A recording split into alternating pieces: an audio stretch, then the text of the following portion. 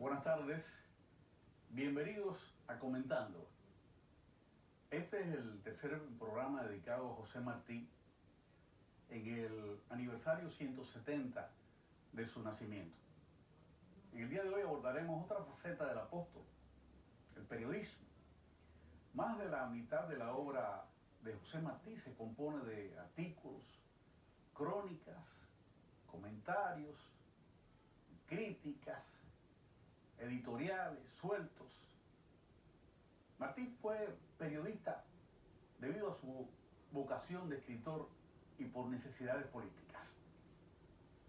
A lo largo de su vida lo veremos ejercitando el periodismo en disímiles lugares, en España, en México, pero es precisamente en Estados Unidos donde perfecciona aquella vocación y aprende al máximo el oficio de periodista en diversas responsabilidades, como reportero, como corresponsal, como incluso director de publicaciones.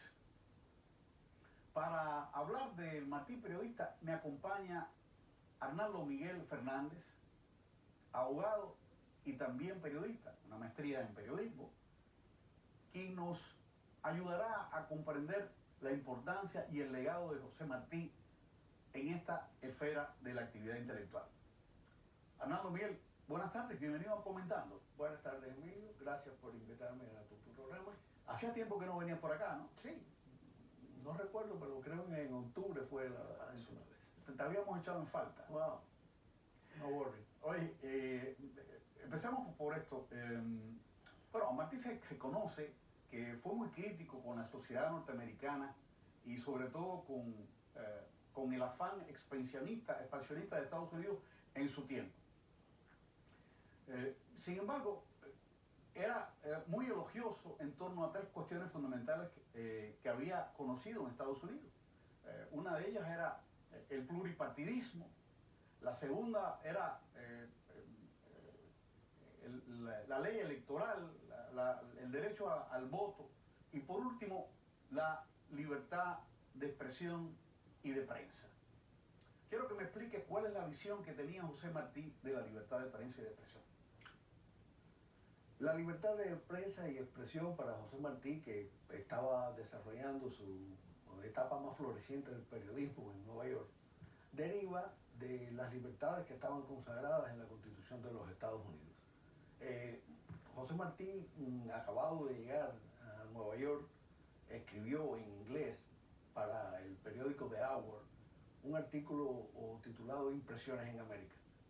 En ese artículo él dice que por fin estoy en un país donde se respira plena libertad, donde cada cual es dueño de sí mismo.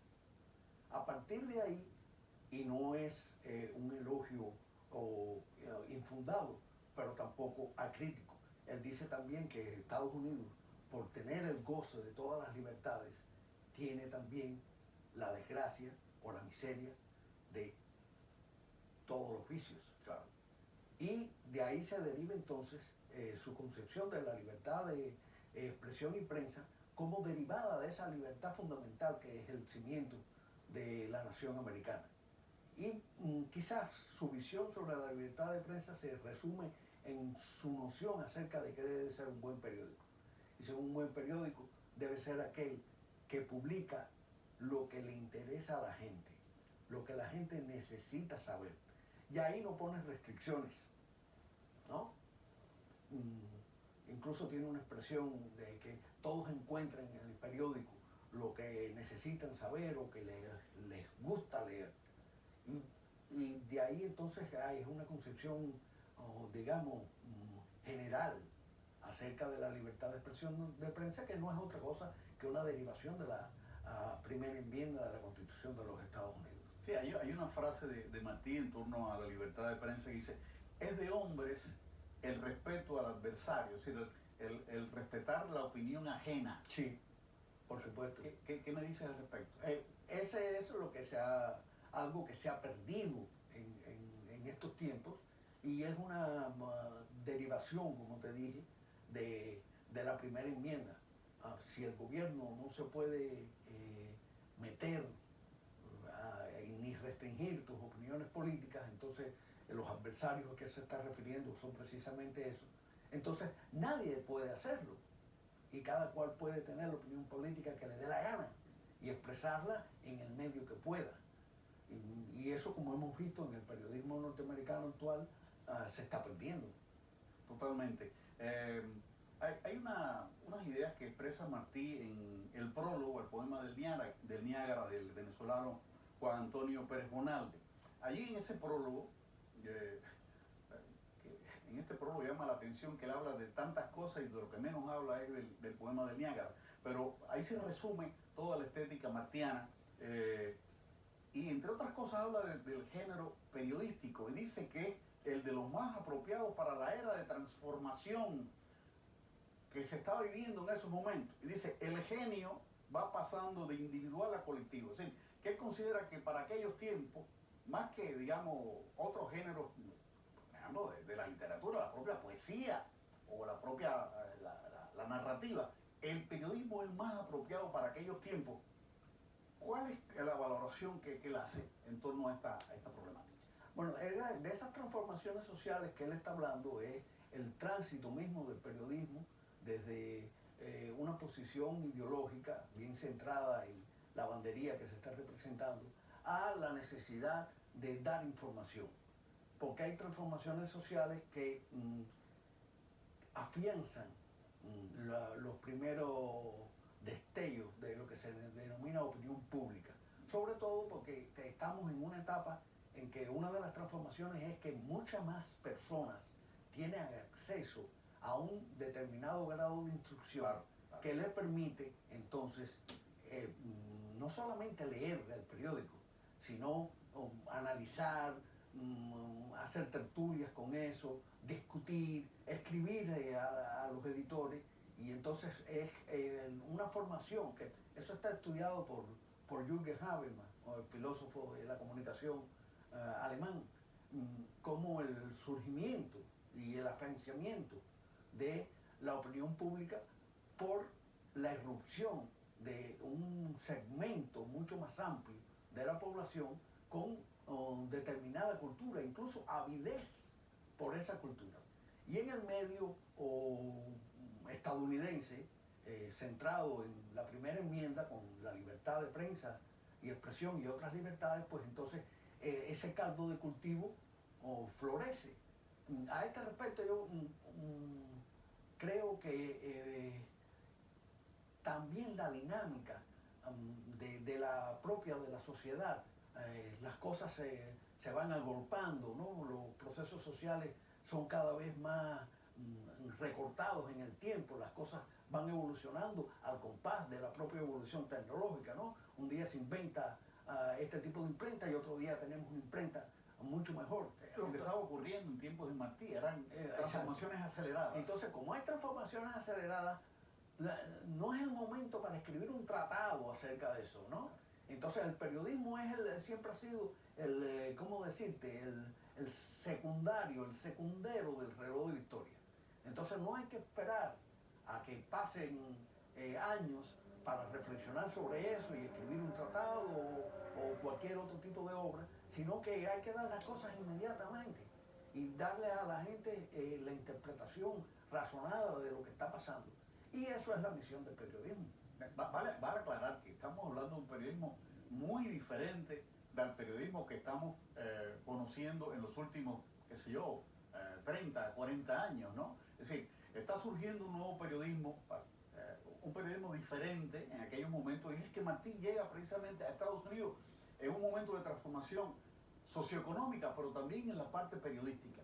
Y en este sentido, por ejemplo, él, junto a otros literatos y periodistas, es capaz de impulsar un género, al punto que algunos consideran que Martí inventó la crónica periodística como género. Sí, algunos se quedan maravillados cuando tienen acceso a las crónicas de Martí. El hombre inventó la crónica, son cosas escritas de manera maravillosa, porque es un género, desde luego, que es el puente entre la literatura y el reporterismo. Es decir, hay un poco de periodismo y un poco de literatura, es un puente entre ambas cosas.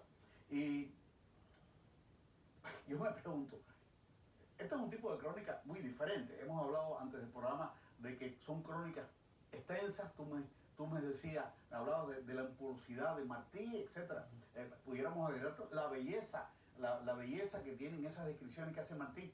Y me pregunto, en nuestros días, por ejemplo, el nuevo Gerald contrataría a José Martí para que escribiera crónicas en sus páginas. No lo creo, si las escribiera tal y como las escribió, sobre todo como corresponsal para los periódicos de Latinoamérica.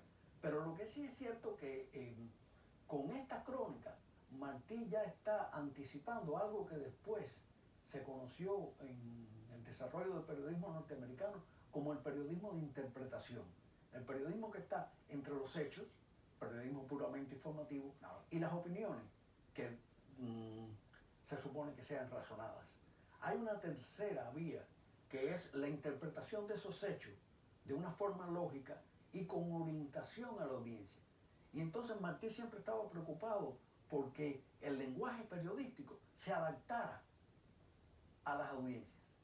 Y lo que hacía sobre todo era interpretar los hechos, pero interpretarlos de forma tal que siempre humanizaba las noticias. Martí no era el periodista de la inmediatez, porque digamos sus escenas norteamericanas, que son crónicas de los sucesos que van ocurriendo en los Estados Unidos, se envían por correo a, digamos, Buenos Aires, donde son publicadas, ¿no? Y demora. Lo que está leyendo la gente es prácticamente historia, pero está tan bien redactado, y en aquel momento el público, lógicamente, los gustos estéticos no eran como los de ahora. Entonces se deleitaban en esa ampulosidad, incluso, con que Martí trataba esas cosas.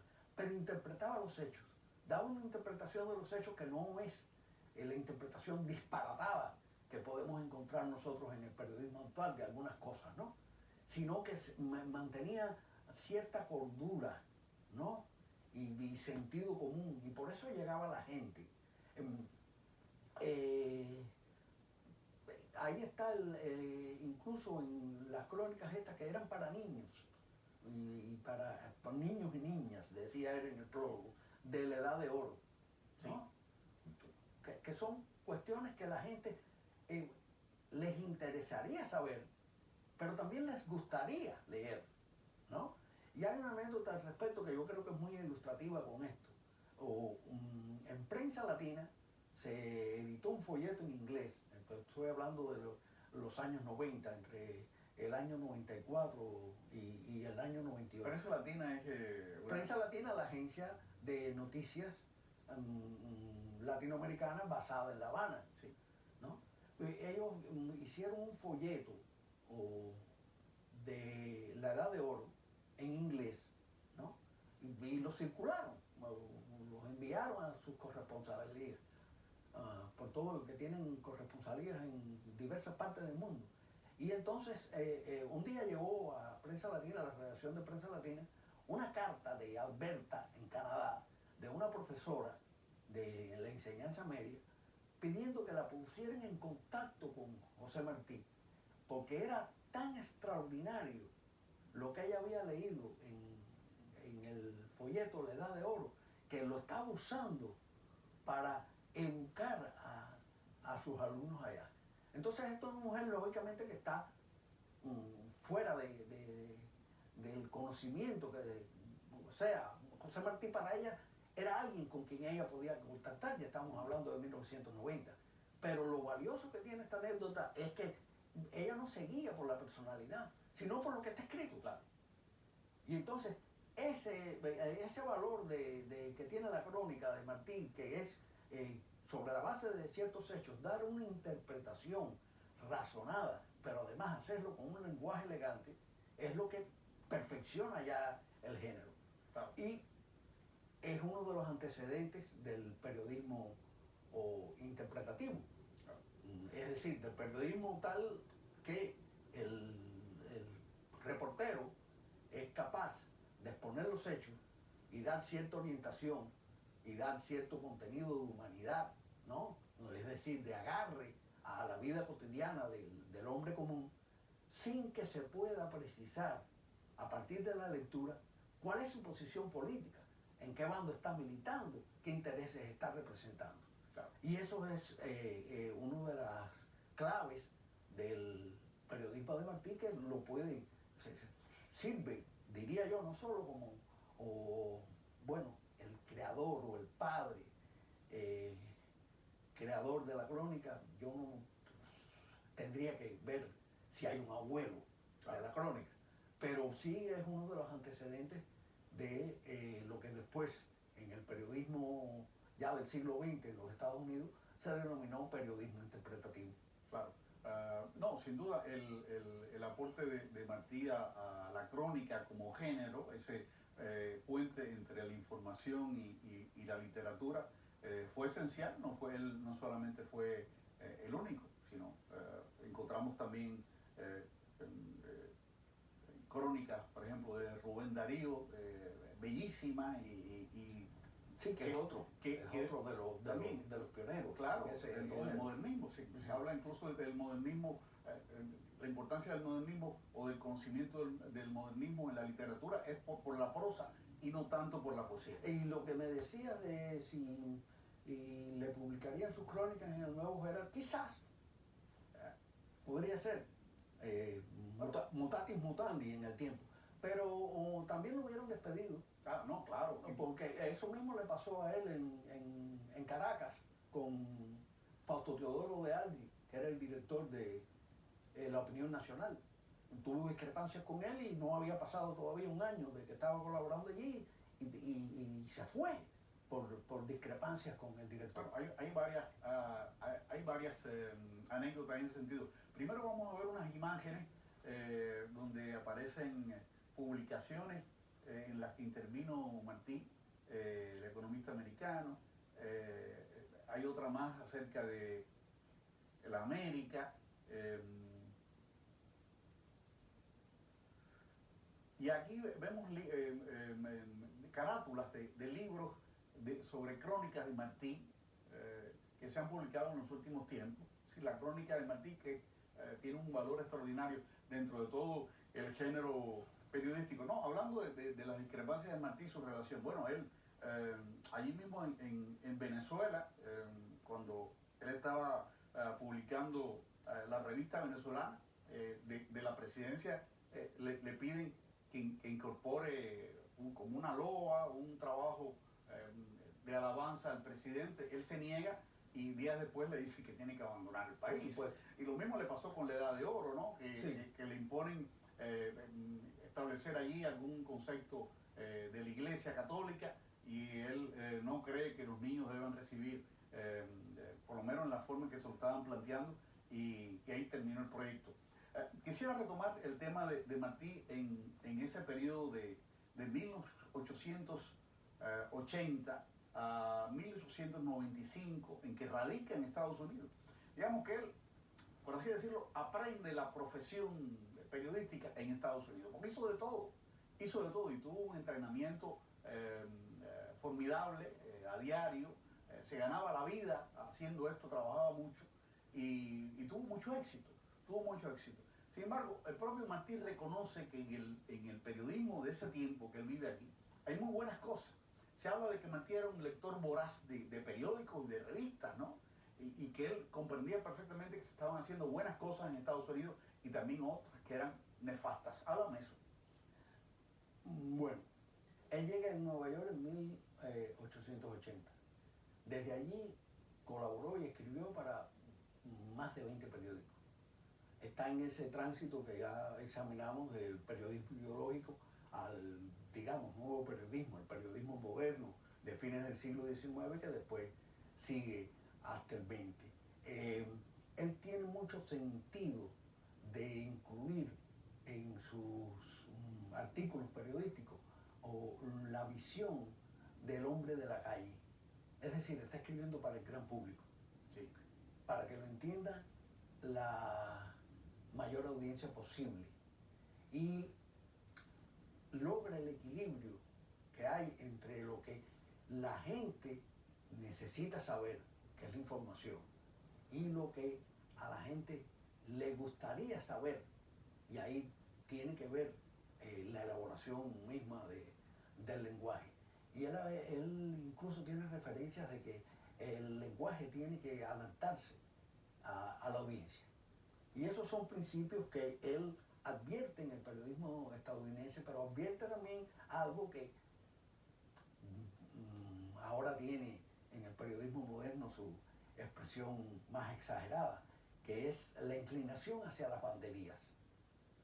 Entonces, eso se puede decir de otra manera, el sesgo político. El sesgo político,